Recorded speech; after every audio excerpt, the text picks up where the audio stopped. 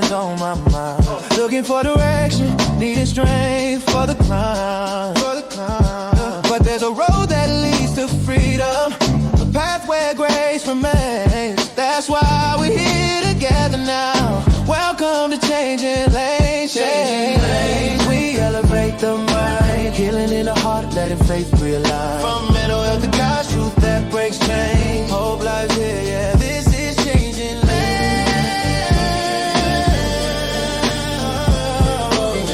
Grow down, walking purpose every day.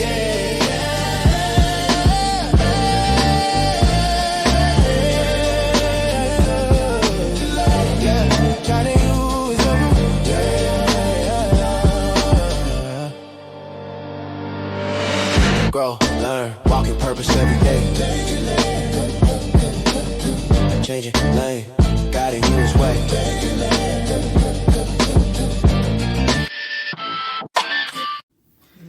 Good evening. Thank you once again. We welcome you to the Changing Lane podcast with Mr. T. We're so glad to have you on tonight. We're excited on tonight. We have a special guest with us tonight, and we can't wait to get in and let him discuss a lot of the things that he got going on. I was talking to him a little earlier, and I found out a lot of things I did not know. So we just excited tonight, and amen, glad that you're tuning in, and you submit your questions if you have them. And so we just thank God for you tonight, and we're getting ready to go in and have our discussion. And tonight, we want to welcome our special guest on tonight. Amen. Not only family, not only friend, but a brother. Amen. Brother Anthony Tidwell is with us tonight. Amen. So we just thank God for him on tonight.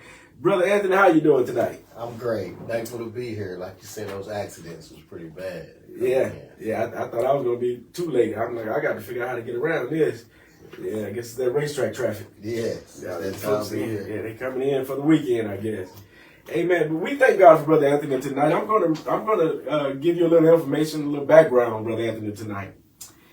Anthony Tidwell has an innate desire to make a change in his community. When Mr. Tidwell decided to be the change, things began to evolve. Tidwell is a native of Hot Springs, Arkansas. He received a Bachelor's of Art degree with a minor in early childhood education from Arkansas Tech University in Russellville, Arkansas. He received training and certification as a mental health paraprofessional while working with Birch Street Communities, a community mental health service. He also worked as an assistant basketball coach for Morton, Arkansas. His education experience inspired the vision and need to create the Cut Well for Kids organization. Cut Well for Kids community nonprofit sole mission is to promote and support the self-awareness and growth of every child's uniqueness and individuality in the form of artistic expression. For the past 10 years, Tidwell has spearheaded programs and activities to prevent youth and adults from negative behaviors in his community. Now, as a certified prevention specialist, Tidwell seeks to empower community leaders with resources and information to make healthier communities in Arkansas. Amen. That's a little bit about Brother Tidwell. Amen. He has a nice resume. A lot of that I did not know. I was sharing with him a little earlier. I didn't know he was an assistant basketball coach in Morton. Yes. So what was that like? Well, it was actually I really never applied for a job. Yeah. It was a need that needed to be filled. I had two cousins. They happened to be, one was 6'7", the other one was 6'6". Yeah, so they was an asset for Morton High School basketball, but they was terrible in the community. after that bell rang, basketball season was over, they was something to be dealt and then only structure and mentor or somebody they looked up to or can get a hold of them, trying to keep them on the right track. I guess it was me at the time.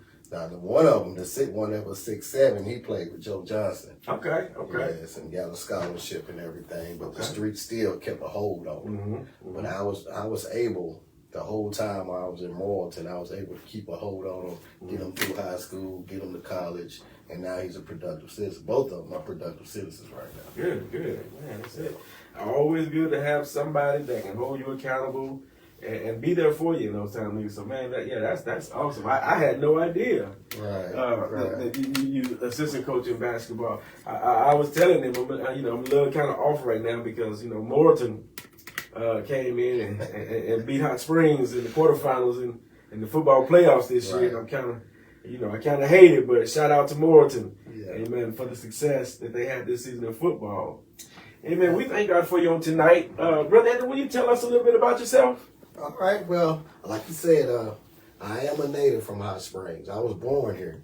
My first childhood memories was on Chattanooga Hill. Okay. So, yes, and and since I can remember, I always was able to draw and paint. But wasn't that avenue or somebody that was older than me, or none of my friends was doing that, so I always drifted away from it. Right. But painting and drawing, I'm an artist at heart. That's my first love. That was my first love. But man, I was here in Hot Springs. I don't know too many people who mother and father are together. Right. The traditional mom and dad. Well, I don't come from a dysfunctional home, but I still had a great mother and father. Right. But they went in two different directions. Yes, sir. The further they was apart from each other, the better they got along. So I ended up, I know the feeling. I went through that. So you can imagine how well, I'm going to tell you like this. I went to 5 different high schools. Oh, wow. 4 different high schools. I went to one twice. Oh, wow. I did 2 tours at Camden Fairview. Okay. Yeah. Did 2 tours at Camden Fairview. Did a year in the high school in Durham, North Carolina, and a couple years in junior high in Durham, North Carolina, which, man, there's a basketball city. Yeah. I couldn't even tell you where the football field was in high school. But hey, I was still in the art, still in the drawing. At that time, it was a lot of vandalism. I was doing a lot of vandalism. Graffiti is not something that the police like there. Right. And they most definitely don't like it in Hot Springs. Right. But as I got older, I realized that if you get paid to do it, or if you get permission to do it, it's called a mural. Yeah. Oh yeah. So these avenues and experience and exposure I didn't have as a youngster. But as you get older and you find your way and find things that you're good at, there is a way for you to be successful at it. Right. Yep. Okay. Yeah, you said something. Once again, like I don't know. I didn't know you went to school in Camden Fairview. And then shout out to Doug Marsh Jr., aka Sean, one of the best quarterbacks ever hit that area. And we thank God. Yeah, I did not know you went to the Razorbacks. Yeah, went to the Razorbacks. Yes. I didn't know you went to school down there in Fairview. Do you know Anthony Hudson? Yes. Yeah. Okay, I was in the 9th grade. He was in the 12th. Okay, I know Anthony Hudson. We used to call. Well, he probably don't want me to say this. Okay.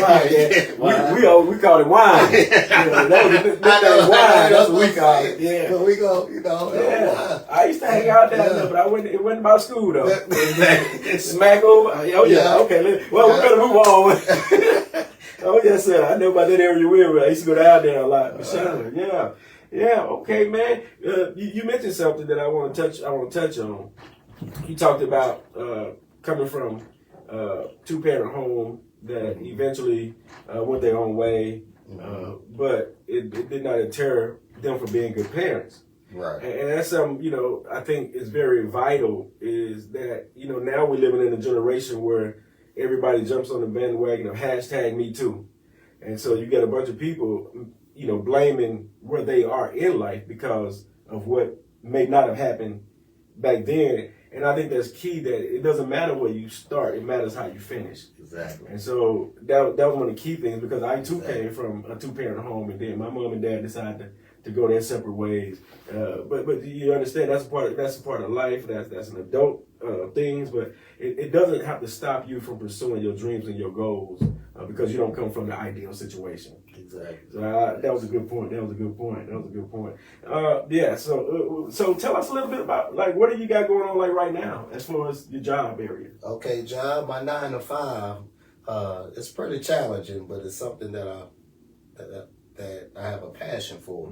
And it's on Hot Springs School District on the campus. Anytime a child get caught with a substance, I say substance instead of drugs, but anytime a student get caught with some substance, like for instance, a vape, nicotine vape, a dab pen, that's the most popular thing going on right now. Oh yeah. Well, they have to come see me. We have to have a little conversation. Gotta have a conversation.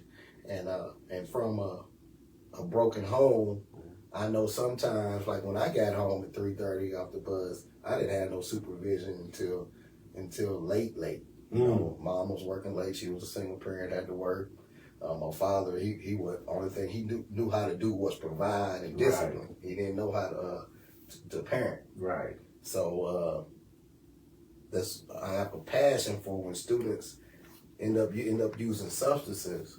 I love to come in and help redirect. A lot of times they just need redirection. Right. I need someone else to hear it from somebody else besides whoever at their home, or a friend or auntie or uncle or whatever they get. Sometimes they just need to hear it again and again and again. A constant redirection.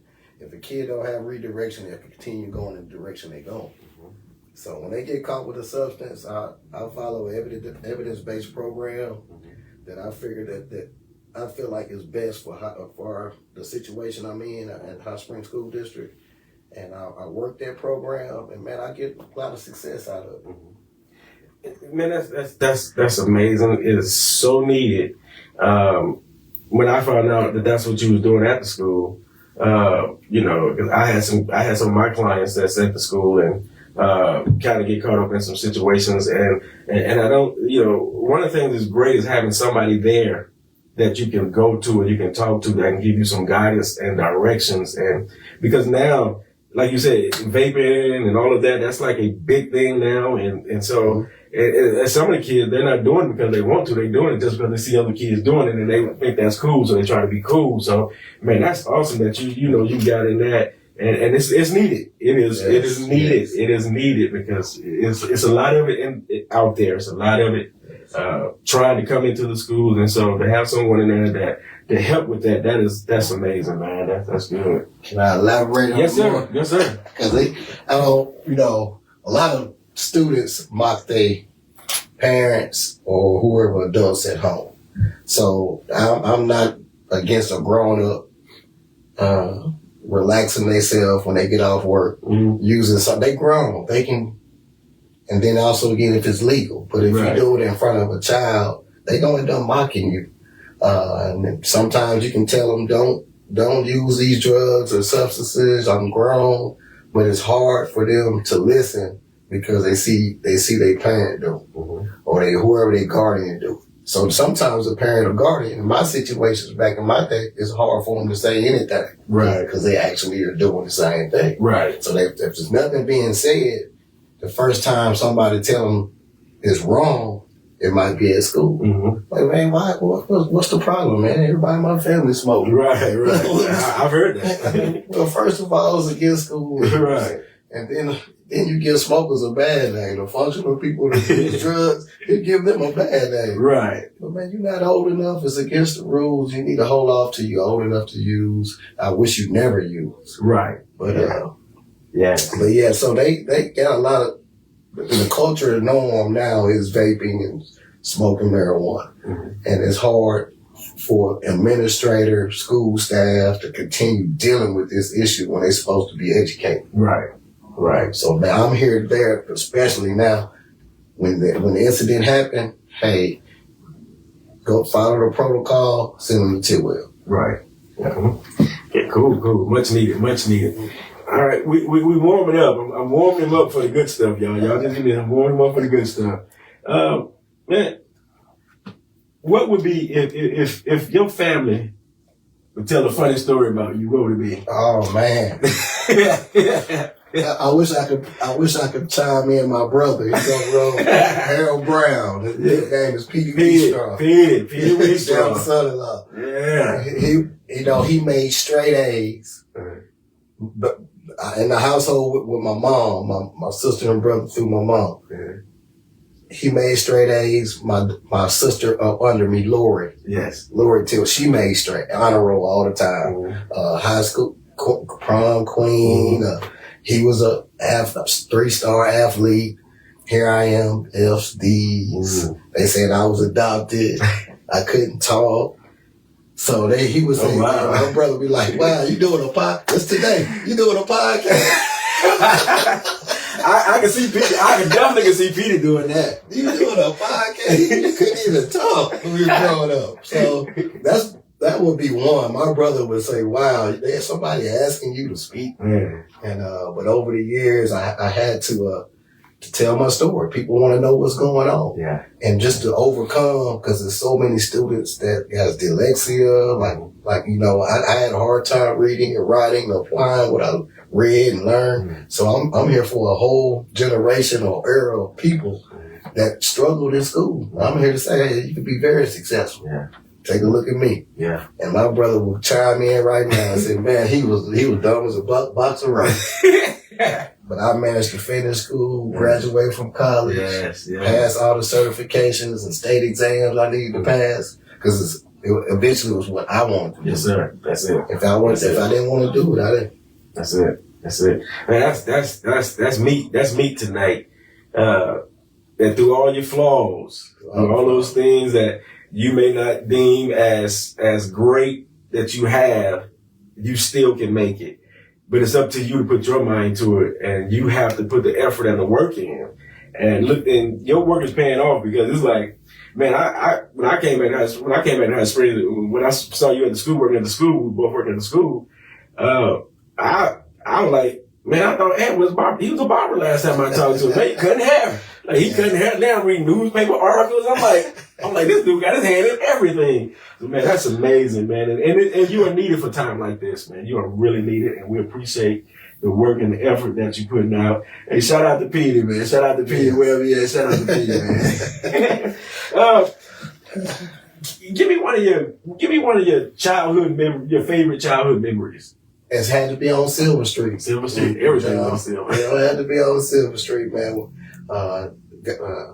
God bless his soul, Maurice Tidwell. Yes. Yeah. Jackie Tidwell. Yeah. Lionel Tidwell. Yeah. Our grandfather took them. It wasn't his kids. It wasn't his grandkids. Yeah. Lionel was left in front of the house in a basket. Oh, wow. Wow. but every summer, that was home base. Yeah. Like I could slide, but I have a rough year going back and forth with my mom and dad, from one school to the next. But come summertime, I come sliding in the hot springs like them horses. Oh, yes, sir. Yes, sir. Sliding in the hot springs like them horses, man. Mm-hmm. When I come in town, man, it seemed like this. I lived in Chicago. I lived in Tallahassee, Florida. I lived in Durham, North Carolina. But man, when I got to Hot Springs, it felt like it was the biggest city I ever been in my life. Wow. And I had the best times going to Wade Street Park, Chattanooga. I remember Diablo Coleman used to push us in the swimming pool at the Webb Center. Oh, yeah. Oh, Diablo. Yeah. Shout out to brother Diablo. Hot Springs had my fondest memories is right there on Silver Street in front of the snack shop, and my grandmother making us those cheeseburgers with sweet relish. Oh my God! Somebody was talking about them cheeseburgers the other day. We were talking about the Coke machine, the pop machine outside, and they were talking about them cheeseburgers the other day. Oh yeah, that was good times, man. Good times. All right, we discussed that, and I really want to touch on an area, and that's the reason why we titled this "Art of Recovery." Because I read an article about your childhood. Something happened in your childhood that caused a lot of trauma with you, and I'm gonna let you tell it. But from my reading, you saw something and you kind of closed up. You didn't speak for like almost a year or either over a year, and kind of art was kind of your thing that kind of got you. So, if you don't mind, will you talk to us a little bit about that? Most definitely. Like I said earlier, my brother would call me I was dumb as a box of rocks and couldn't talk, but it was a reason behind that. Yeah. Cause we used to laugh and joke all the time. At this time, I was living in Atlanta. Okay. We was in Atlanta, Georgia from, late 70s, early 80s. And the city was booming. It was the best place for a young black family to move to, single parent. You can survive on one paycheck My mom was getting paid well. She went to the unemployment office here in Arkansas. They told her the best place to go to make the most money was Atlanta, Georgia in the late 70s. Wow. So we loaded up and went. Well, as we had a great neighborhood, we didn't have school buses. We had to walk to school. So every morning we all get together and we start walking to school. So we build relationships. We laughing and joking. Well, slowly but surely, I don't want to go into all the details, but we start missing a few. Start missing a few. And then several, when you got parents in the neighborhood and the community looking for their kid, you got Amber Alert now. Yeah. Amber Alert, or, man, have you seen my child? Or when they gone for 4 or 5 days and they find them, they necks broke. So you done missed, I done lost, I can't just remember exactly all the names. I was young, but we start dropping off. There was an actual serial killer a genocide on our community. And they was coming in and snatching young black males and not just murdering them, they was breaking their necks. Wow. So you think about all these moms. Majority of it was moms, because most wasn't no fathers, mostly moms in the community and their kids were hysterical. And and organizations like the Masons, the fraternities, they got together in our community and started walking us to school, make sure we can play in recess. But eventually, one really hit home. I was in class with, he didn't come to school no more. And that's, so all the joking, laughing was gone. Yeah. Cause we used to laugh, he ain't gonna get us, he ain't gonna get us, he ain't whatever, such and such, blah, blah, I do this, I do that. Somebody missing now, somebody else ain't saying it. Right. Gone. And it was just a horrible time, man. It was Atlanta child murders. And I know, sometimes they told me don't talk about it much no more, but people are going through that type of tragedy now and trauma. And they got to learn how to cope and deal with it. And so after so many months went by, man, they on the news, we'll sit there in the news and the kids' faces just go past the screen. Man, we just, every night, 6 o'clock news, where we just sit there and make sure ain't none of my partners on next door, missing. But one day my brother didn't come home. He didn't get home till about 5, but we all in there crying. Mom called him with the old rotary phone. And they scared to answer the phone. Other moms don't want to answer the phone. Boy, so we cried. He finally come in. Petey Weestraw. I put a little humor in it. Yes, sir. He come in about 2, 3 o'clock in the morning. If you know my brother, you know my brother. Yes, sir. Man, my mama was so happy. We all was, just thank you, he's here. Just hugging him. Well, after about 30 seconds of that, she went to tearing his butt. Oh, yeah. Hey, that's it. Hey, that's it. And like it was yesterday, man. Yeah. She loaded that car up. Yeah. I mean, she moved us like that. That morning when we woke up, she put us in the car and we drove all the way back to Arkansas. Oh, wow. Wow. And at that time, I had my first art teacher. They came to the schools, and because I was getting quiet, I was scared. Hey, if you can't do your work, hey, at least draw what you feel. And I just started. It was just coming natural. So I did that probably over a year. If I want some Fruit Loops, I draw 2 cans. You hand it to my mom. Wow. I want some Fruit Loops. So you just nonverbal? I was just nonverbal. And then when I did talk, it was like a mumble. Wow. Yeah. Wow. So after, but that's my first time started drawing. That's the first time I really felt some trauma, death, felt it. And that's how I got over. Yeah. So they just I can't remember the person's name. They just say, if you can't say what you want to say and need, hey, can you draw it? And I started drawing. Yeah. Man, that's hard to fathom. Man. It was a genocide, and what's crazy about that the guy that they say did it, they let him out a couple of years ago, but he wasn't the one that done it. Right. They just put it on somebody, huh? Yeah. And that's crazy. You know, when you was talking about that, you said, you know, they tell you not to talk about it. And I understand both sides of that. Number one, most of the time they don't want you to keep rehashing it in your mind once you done got to a certain point. Well, you know, one of the things about trauma is if we're not careful, when we go through traumatic experiences, we can hold them in to a point where they do more damage than good. You know, like what you went through as a child, you know, that's to me, that's a very delicate situation. And that's one of the ones where, man, it's like trying to process that in my mind as an adult, and with you as a child having to go through that and process that is kind of wild. But man, God brought you through, brother. I mean, and the crazy part of it is for me is, I'm in the heat of the night fan. You know, I love in the heat of the night, brother. I'll skip work to watch in the heat of the night, brother. I love it. And there's an episode, where, this young man, the father was murdered. And he found it, he actually saw it, the little boy saw it.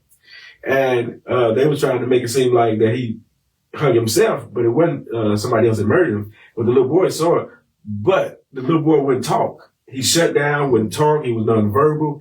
And Harriet Delone, she's in the arts on the heat of the night. And so she started helping him draw. And she was just draw what you feel. And he would draw stuff and they couldn't make sense out of it. But eventually they started to make sense out of what he was drawing, and what he was drawing was what he saw. And almost at the end of it, they got him close to the guy that did it. And he looked up at him. He said, "You killed my daddy."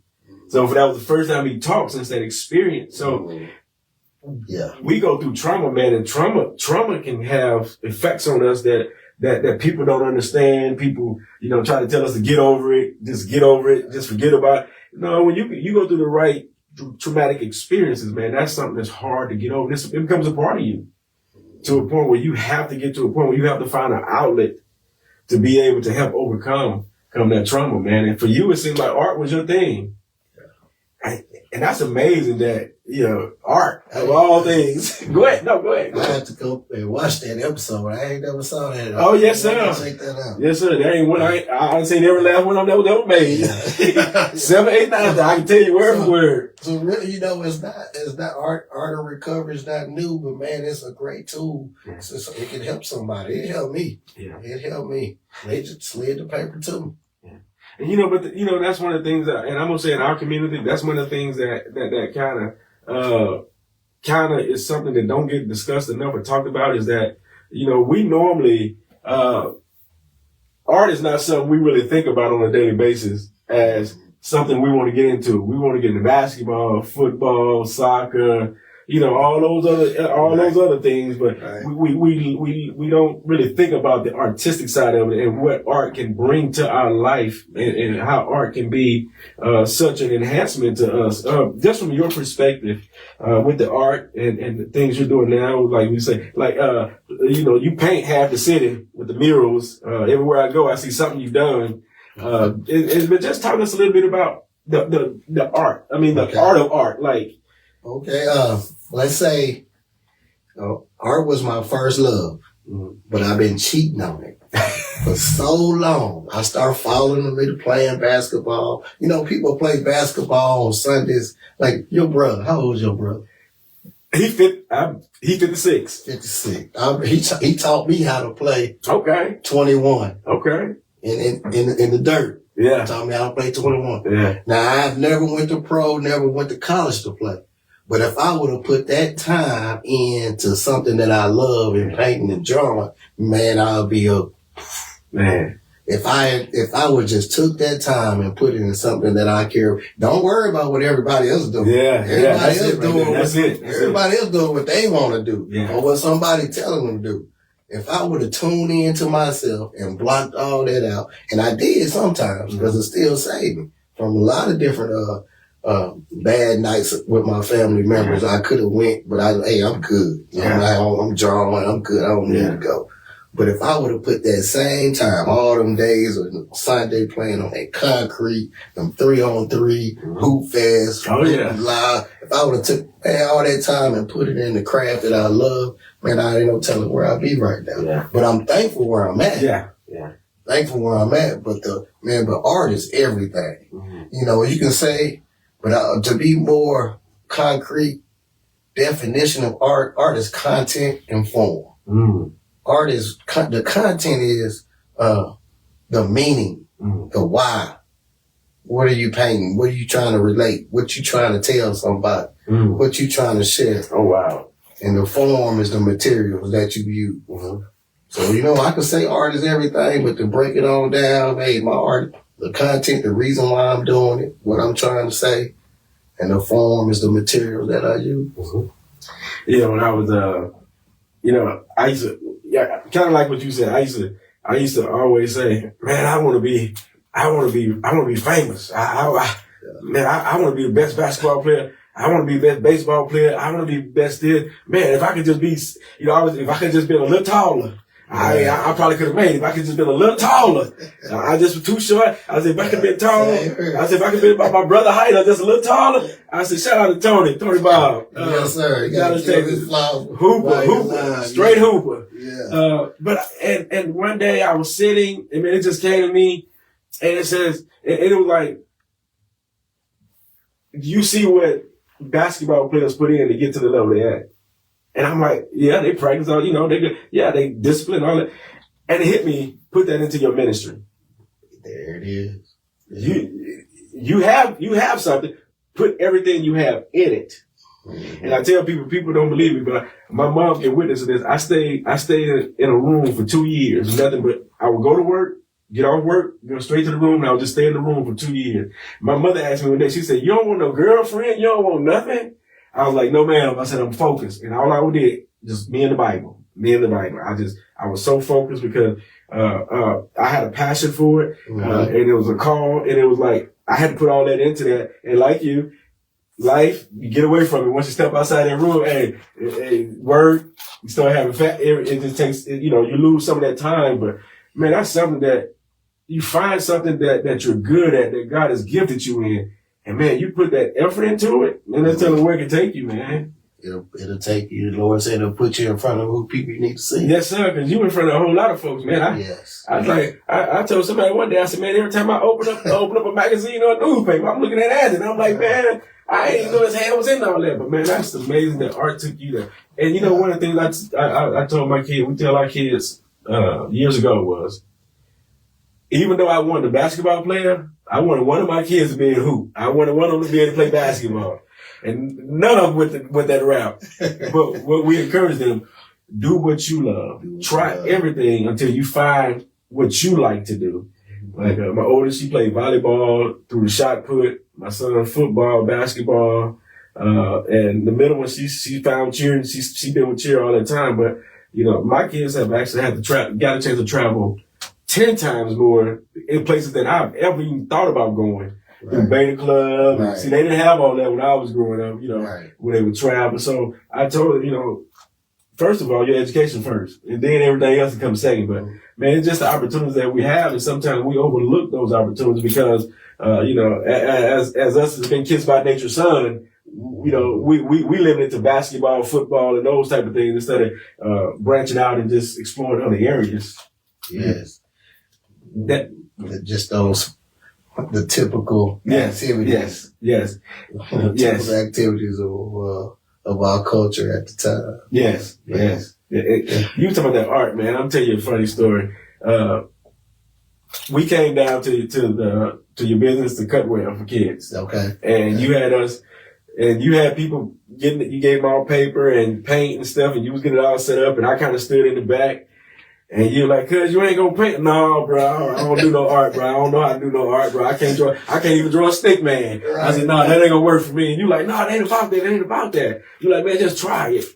And man, you had us doing stuff, and it didn't look like, it looked like, I'm like, see, this look like what I would do if I was really trying. Like, this is horrible. And you was just like, no, just keep going. And man, you like, feel what you're painting, visualize it. And man, when we got through painting, you said, now, turn that paper upside down and tell me what you see. And I'm looking at it, and I'm like, oh, wow. You had us creating stuff that we didn't even know we was creating because you had it outlined to where we had to paint. So we was creating stuff that we couldn't see until we looked at it from a different angle. Right. So man, that was like, man, I think I love art. I love art. I do. I love art because the expressions in it, the calmness, the peacefulness, and all of that can come from it, man. I think everybody should come to Cutwell's and try it and do art at least once. At least once. I think it's an experience. Yes. And it don't necessarily have to be Cutwell's. They did this experiment. Well, not an experiment. These very famous brain surgeons in the United States. They graded what they do, make a lot of money, but they was missing something. They didn't have no social skills to talk to their patients. Right. They always had to have a nurse practitioner or somebody else to talk to them because they didn't know how to communicate to another human being. Wow. So they made them take art class, and then it helped them with their social skills.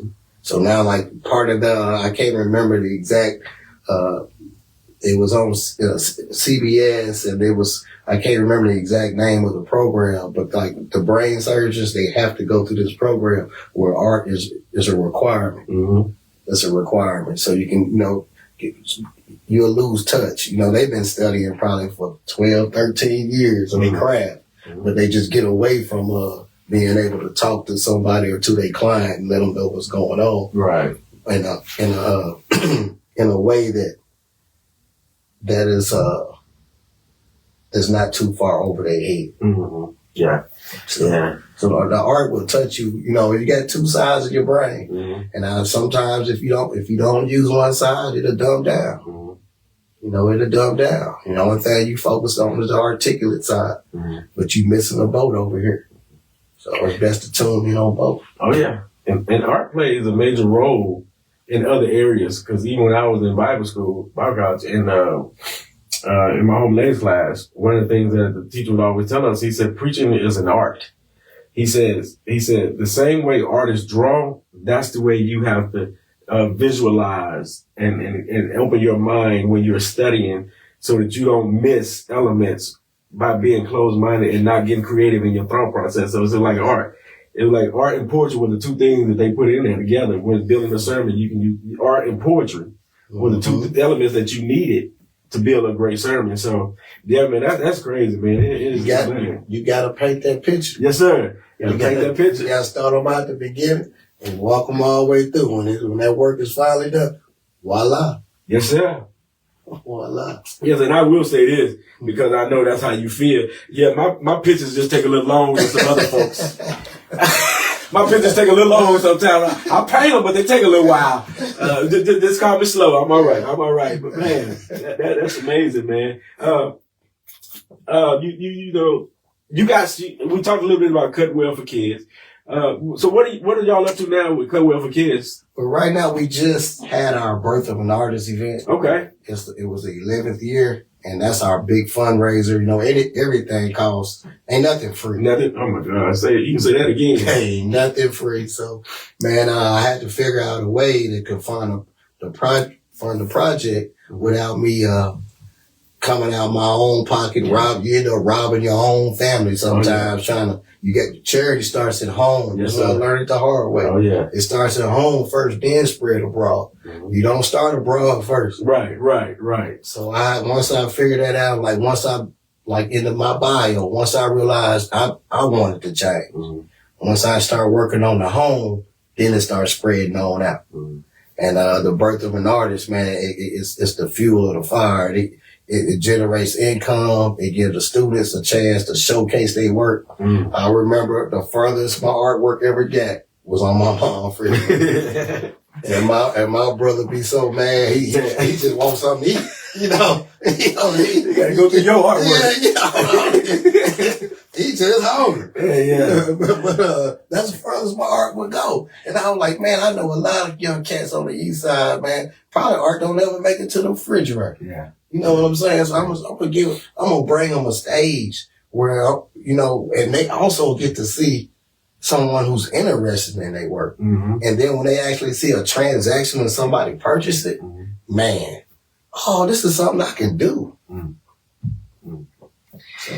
So this year was one for the record books. It happened at right across. It was an old Roanoke old church. Okay. But man, it was the 29th, this November 29th. Man, it was a record attendance. Wow. Record attendance. But you know, it was our 11th year. But that we just, I lost my voice. I ended up going. You know, you put your all. Put your all into something, man. I was just exhausted after the event was over with. And but man, it was beautiful. It was beautiful. It was well worth all the pain and struggle to get there. And we had people from California, Texas, and from Florida. They came into town, and we had students. I don't call them my students, but young artists that's very successful now, like Grace Williams. She been with me for several years, where she just graduated from Duke University.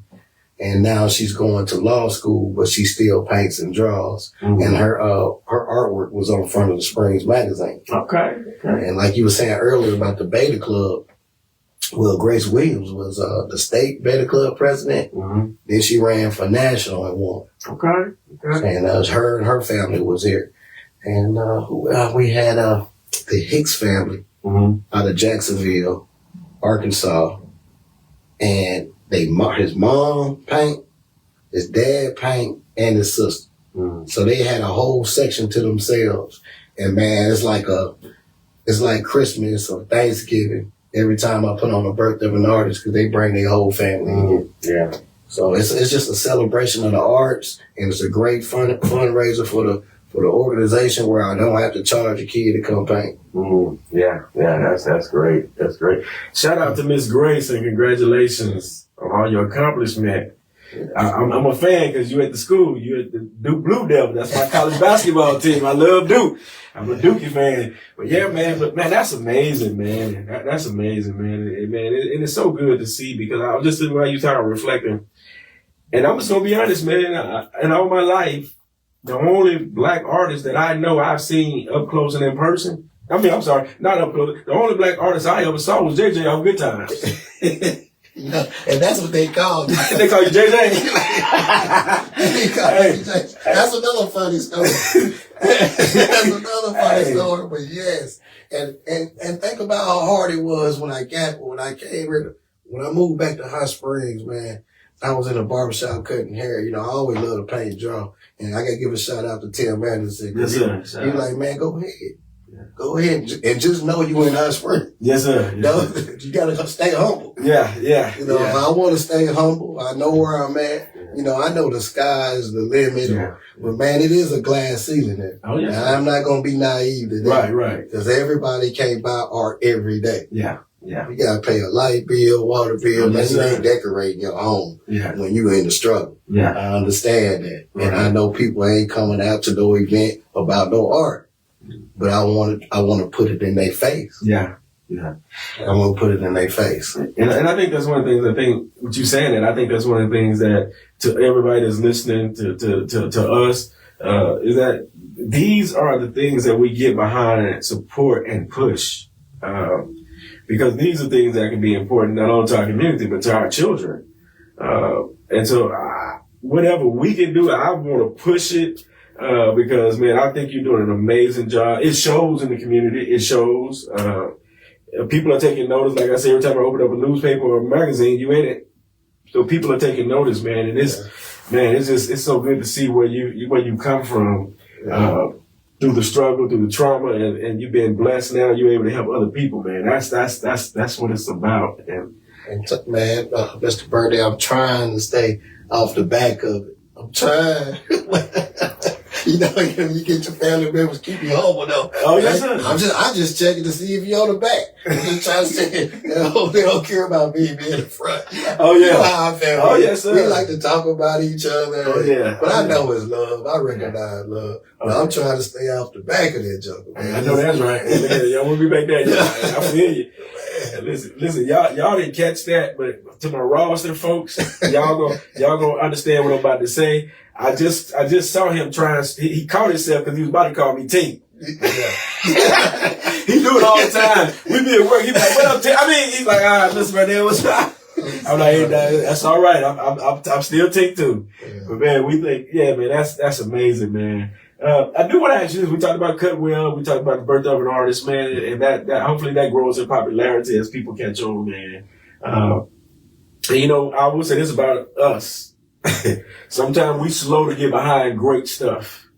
But prayerfully that people will get behind and push it to the heights that we know it can go and that it should go. Let me ask you a question.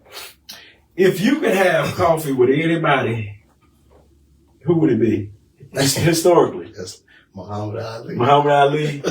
Ali. I don't know. I thought about it, man. I'm sick because I've been watching, you know how with social media and the internet, man, they be bringing up all those old interviews, man. When one of them folks with I can't remember, Brian Gumble would ask some questions about our color, our race. He would laugh with so much humor, but he'll knock you out with so much education and history and facts, and it'll just blow his mind. Oh yeah. So yeah. I would love to sit down with Muhammad Ali, man. He was intelligent, man. I used to like to watch him and Howard Cosell go at it. And that's what I'm talking about. Yeah. Muhammad Ali was an intelligent man. Yes. And he could speak his truth without ever getting upset. He'd be smiling, laughing, he'd be cutting him and still laughing and he's throwing body blows you don't even know. Oh yeah. And so yeah, Muhammad Ali, that's a good one, man. I didn't think about Muhammad Ali. I like to laugh and joke, but man, when it's time to get serious, Muhammad Ali can get serious. And talk about he had the prime of his life and they want to ship him off to Vietnam. Oh yeah. Oh man, I can't imagine. Oh no. That's racism. You know, I don't want to say racism, but you know, it was a lot. It was pretty rough back then. Yeah. It was pretty rough back then. Yeah. Do we have any questions from the audience? Anybody chiming in on questions? When you look at where you are now and you know where you want to go with Tidwell and the birth of an artist and where you're taking your art thing, where you're taking the prevention specialist, what are some of the challenges that you face now? The main one on the job with the substance use is the parents that use and feel like it's not a serious issue. Mm-hmm. You know, and it's very challenging for me to come in and try to tell a child it's against the rules. You shouldn't do this here. But when they get home, it's normal. Mm-hmm. It's normal. Now I can't change their home environment. But that's the biggest challenge. I gotta let the child know, hey, you know, it may be fine for you to do it at home, but you got to learn how to follow the rules while you're here. And that's the culture norm for the students today and the environments they in. The kids that I deal with, we got 1,000 students that we deal with. So it's only a small percentage that I work with. Right. But out that small percentage, there's too many adults that feel like it's okay. Mm-hmm. And it's not okay to use substances at school. Right. Yeah. You think that would go without saying, but it don't. Believe me, I know it don't. Well, I just want to talk. I know names. I want to talk, but this is what I'm dealing with. I had a child get caught with a substance, and when the guardians was notified, they didn't have no concern. The only thing they wanted was the drugs back. So that's why I'm a little frustrated right now, substance use, right? when you got a guardian, they're not mad about their kid. The only thing they mad about is that they took it and they can't get their drugs back. And I can't even tell my story because I don't know who's watching. So I can't even tell the story I want to tell. But I went through something. Oh my gosh, so similar. And I was like, it ain't coming back. If it got to come back, with me and him, it ain't coming back. Right. But yeah, and so when stuff becomes the norm, that's what. Yeah, and that's what we have to. And that's some of the things that we have to deal with is what's accepted outside of what we do. One of the questions that people have is they say, how can they support the kids by buying artwork? Whenever they purchase artwork at the art show, it's an 80-20 split. Okay. Like say a piece of art sold for $100 last Saturday. The artists get $80. Okay. Cutwell for Kids get 20. Okay. And then after the show, if you want to contact them and y'all can build a relationship, because I have people collect the artists that come through the show artwork way past me. And now they done built a relationship up directly with the artist. Right. So they've been buying artwork from our artists for years. Okay. Yeah. So if you want to support an artist, I have a list of all the artists who was at the show, the local ones here in town, and some national. Mm-hmm. And if you want to support, I'll send you their information. Okay. You can call them, give them a call, buy their art. Okay. That way it won't have anything to do with me. It'll be directly with the artist. Okay. Cool. Okay. So if you want to get involved in supporting the artists, there's multiple ways of doing that. You can commission them on pieces. Okay. So now, since they brought that up, I want to ask you, so how, what are the avenues, cause I'm sure you take donations and things like that. Most definitely. So people can donate, to you as well. Yes. To make sure that you have the proper things that you need. And I'll be honest, listen to me. And I know you don't want to say it, but I want to say it. As a pastor, one of the things I run into is this, that sometimes, you can be doing a great work. Mm-hmm. And people can be benefiting. Mm-hmm. But not everybody wants to support. Right. And so, and I know you like me, we don't like asking for things and, right. But, how can people, you do take donations where people want to be a blessing to the program. To the program. At cutwellforkids.org. Cutwellforkids.org. Can we put that on the screen? Cutwellforkids.org. If you want to, donate to the program to help support the kids and, keep the kids active because it's needed. And I'll say this, Brother Anthony, I didn't even mention it. And he came to me, he said, to tell about the program I do in the summer with the kids and when they out of school. And he was like, bring them down to the shop. And man, it's free. I said, free? I said, man, you must not know me that guy. I said, man, I'm not bringing them kids down there, man. I said, man, I don't know, bro. He was like, no, bring them on, man, bring them on. And so these are the type of things that he does behind the scenes that don't nobody know about is that he give us, because listen, I run a program with kids. Every time school's out, I got a program going. Listen, nobody, and let me say this clearly, nobody in the city of High Springs give us discounts. Right. We have multiple kids that we try to keep out of trouble, keep off the street. And these places, these businesses in Hot Springs, they treat us as if we're tourists. And we're just trying to do something to keep the kids off the street and keep them engaged. Yes. It's hard. Yes. Sometimes it's hard. Yes. And let me give a shout out because the bowling alley, Central Lanes Bowling Alley, they do give us a discount. Thank you, Central Lanes Bowling Alley. They do come through for us at times, but they're one of the only ones and very few. And so, but man, we appreciate that, man. Brother, is there anything you want to address? Yeah, well, if they want to donate, it's Cutwell and the number 4 in kids. I have a lot of English majors. When they write a check to Cutwell for Kids, they'll put the CUTWELL, the FOR, and kids. But really, it's a number 4. Okay. It's the number 4. Cutwell 4, the number 4, kids. And .org. Okay. And it's a donation tab on that. Okay. Mm-hmm. Okay. All right. So, man, what's next? What's next? I'm glad you brought that up. This goes, it's really it's a blessing, man.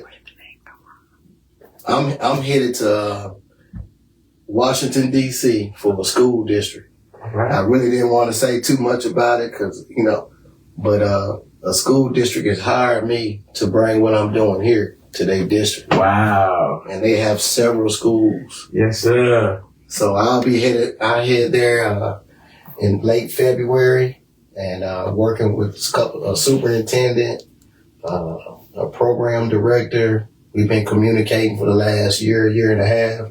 Shout out to Anthony Tidwell. Okay, yeah. Tidwell. Yeah, okay. He lives out there in Baltimore, not in Baltimore, Maryland, but he lives in Maryland, close to D.C. Uh-huh. And he has opened up an opportunity where I'm valued financially. Yes. I'm valued financially. They know how much, because one of the struggles we was talking about, I use a gallon of paint for the last 11, 12 years. With that gallon of paint, when I moved to Hot Springs, was $9.99 from Lowe's. With that gallon of paint now is almost $60. Wow. But the people still want the same services. The same service, yeah. At the same price. And I know the challenges that we have because I'm not well to do. I understand that I didn't bring it here for financial reasons. Right. But energy don't care if I'm a nonprofit or not. You got that right. It's Hot Springs Utility don't care if I'm a. So what's next? End of February, I'll be in D.C. working with several school districts up there.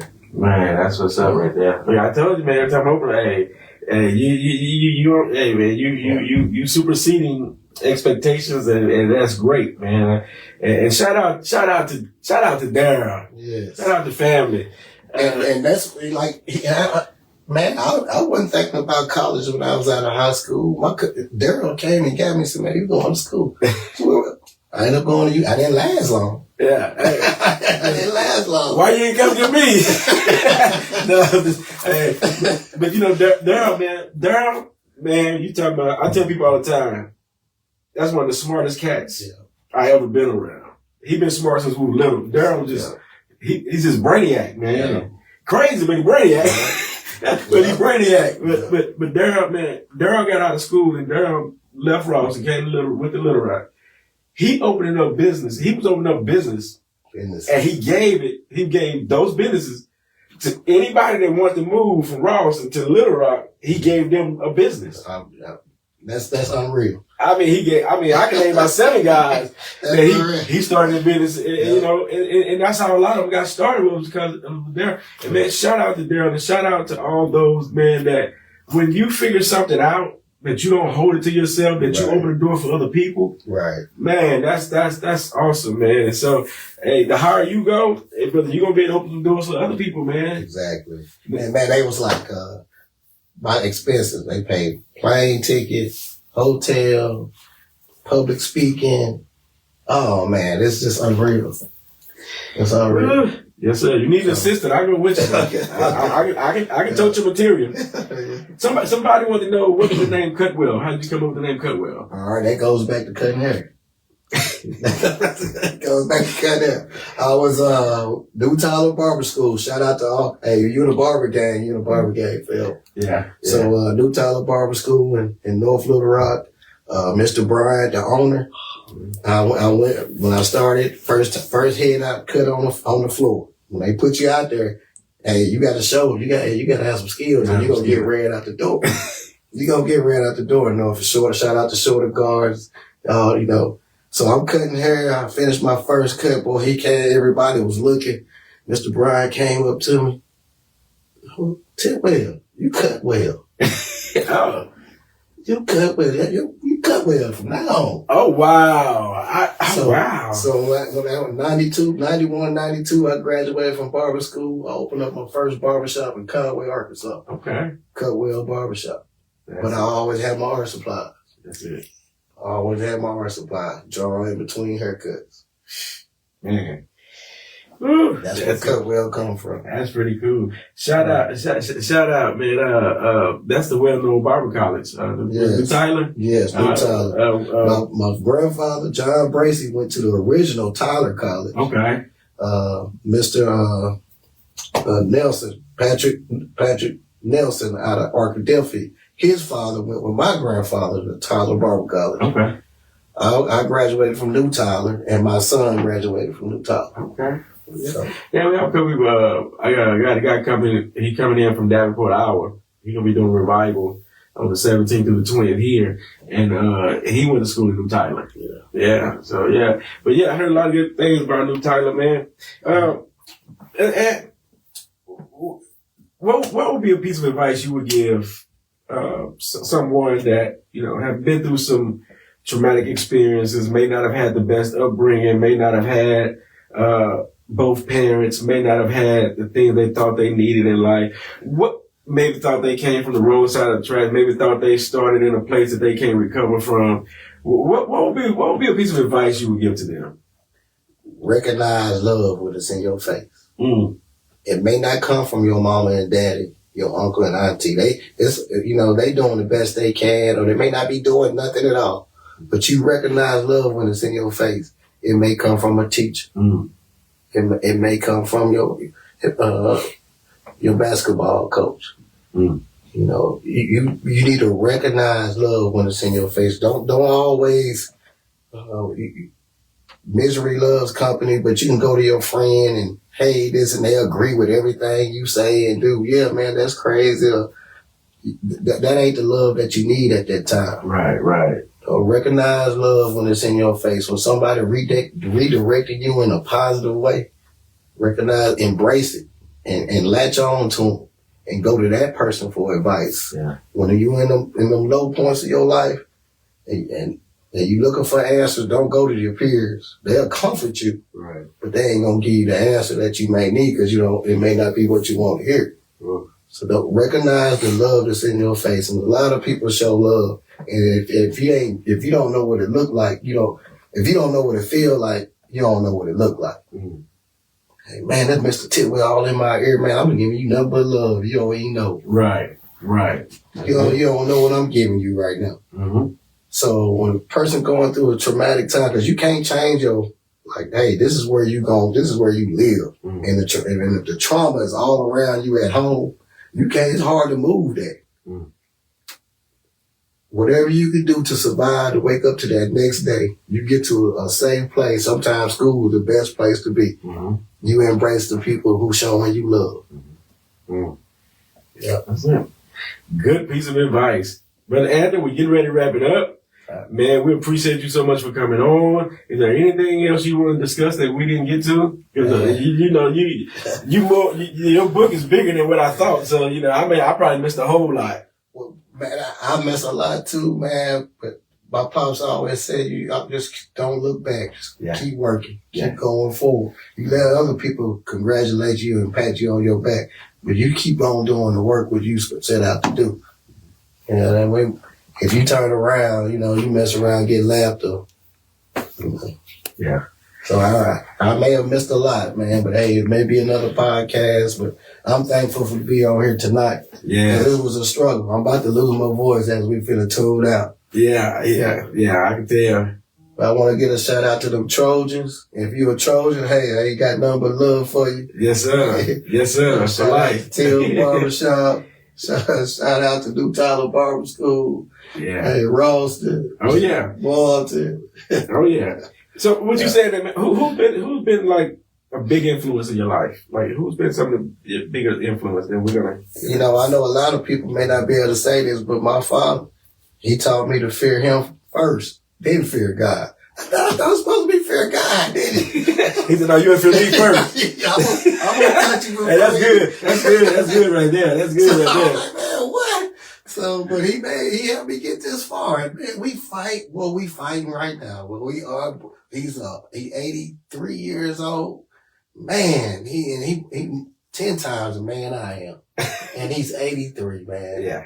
So he done lost his wife, or like my stepmama, God bless her soul. Yeah.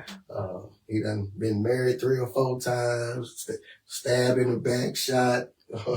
Man, 3 or 4 marriages. Oh yeah. Man, several different kids, man. So I can't even imagine walking in his shoes. Man. So he made my steps easier, and I feel so bad for a child who don't have that in their life. Yeah. I feel bad for him. It makes a big difference. Changing lanes. We thank you on tonight. Thank God for Brother Anthony coming through and sharing with us. I've learned so much. He makes me want to go and delve in a little more of this artistic side of myself that I don't think I really have, but I'm going to try. But we just thank God. We want to pray for him. We want to encourage him. If you hear his name, you hear Cutwell, whatever you hear his name attached to, let's get behind him and support him and show him that he's appreciated and loved. And not only that, but we thank God for what he's doing in our community and what he's doing in our schools, because it is greatly needed. And we just thank God for him. And I'm gonna try to find it. I was looking for it, I couldn't find it. But our church sign, our billboard sign, he hand painted that one. He hand painted, and it is amazing. Everybody talks about it. They come here and see it. He painted that one, and it is absolutely amazing. And he is a heck of an artist, and we just want to get behind him and all his endeavors. You never know where he's going, where God is taking him, but we just want to be here to support him and show him appreciation and love and changing lanes. You know, we never end without something inspirational. He hit a lot of key points tonight, and so I'll just try to use a story to sum it all up into our inspiration and wrap it up. There's a story about a young man who was in a house, and the house was on fire. And he had nobody to get him out the house. No parents was there. Nobody was there. And he was left in the burning house by himself. And people were screaming that there's a kid in the house, but nobody would go in the house. Nobody would take the chance to go in the house, but everybody would scream. Well, there was this one man in the crowd who looked homeless. He looked raggedy. People talked about him. They said he wasn't no good for the community. They said he was just a waste. And somehow that man decided to go into the house. And he ran in the house through all the flames and through all the smoke. And he got to the little boy and he picked the little boy up. But by the time he picked the little boy up, the house was starting to fall in. And he couldn't find an exit. So he saw a window and he saw a fire escape. He grabbed the little boy and he told the little boy to hold on to him as he go down the fire escape with the young man. And while he was getting ready to go down the fire escape, some flames got on him. And while he was going down the fire escape, he was sliding with his arms up on the fire escape while the little boy was holding on to his waist. When they hit the ground, they put the fire out. The young man was taken to DHS custody. The man walked off. People really didn't see him again. And nobody wanted to adopt this kid out of everybody that was adoptable. Nobody wanted this kid. And so one day they was having a DHS custody hearing. And DHS was going to put him in a foster home, or they was going to put him in a group home. And so the judge said, he said, young man, you've been through a lot in your life. He said, so I don't think it'd be fair for us to make a decision for you. He said, so I want you to choose today where you want to go and where you want to live. The little boy dropped his head because he didn't want to be in either one of them. He wanted a family. And just as he was getting ready to raise his head up to answer the judge, the door came open. This man came in, dirty, raggedy. And people was looking at him like, what are you doing here in this courtroom? And the little boy turned around and saw him. He said, Your Honor, I want to go with him. And the judge looked at him and said, huh? He said, what do you mean you want to go with him? He said, I want to go with him because he's the man that saved me. And the judge said, son, that was a long time ago. How you know that's the same man? He said, sir, will you raise up your sleeves so they can see your arms? And when the man raised up his sleeves, he had the burnt marks and the skin was off his arms from coming down the fire escape, being on fire with the little boy holding on to his waist. They gave the man the custody, and him and the little boy lived as a family from that day forward. And I tell that story to say this. It doesn't matter what you've been through. It matters what you can come through. With the right people and with God on your side, there is nothing you can't come through. Whenever you feel like life is beating you down, just look to the cross. Because just as that young man got saved by a man willing to put his life on the line, that's how you and I are able to be who we are today, because somebody put their life on the line. Not only did Jesus, but our parents, our grandparents put their life on the line. And I want you changing lanes, not only invest in those that we see that's doing something positive in our community, but let's also invest in ourselves so that God can use us to propel us to heights that we may not have saw coming. Changing lanes, we thank you. Once again, we thank you for our guest, Brother Anthony Tidwell. I'm so proud of him. Amen. He's just doing so many things. So we thank you tonight. Brother Anthony, do you have anything you want to say before we go? That's it. That's it. That's all. Change the lane. We will see you next Tuesday. God bless you. God keep you until we meet again. Good night, Change the Lanes.